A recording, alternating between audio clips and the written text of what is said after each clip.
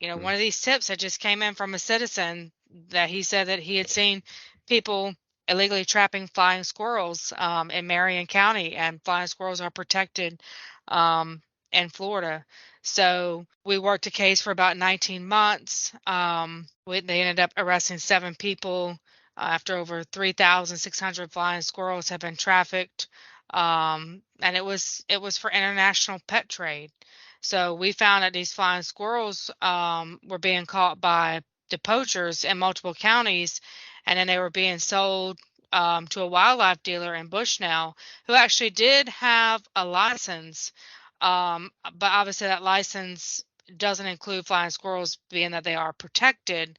So what he was doing was he was laundering those through his licensed business, and he was actually saying that they were captive bred and not wild caught. So after the case, we identified 7 people, and they arrested all of them, but there was over 10,000 traps where they had caught these over 3,000 flying squirrels in over 3 years.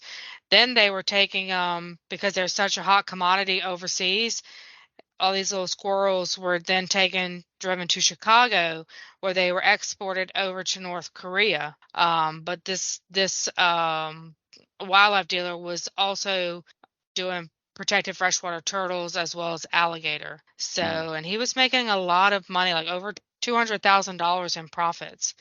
And so, because I had worked a lot of turtle cases, I just assumed that they were either using these for pets, or maybe, the turtles, they eat them and they believe they have medicinal value.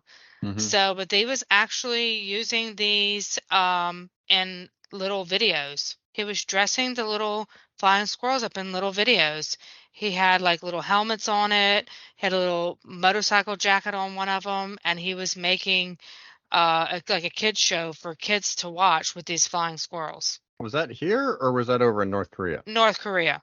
Okay. All right. I don't know Yeah, I that think anybody over here is watching it, but I watched a little bit of it and I said, well, that's interesting.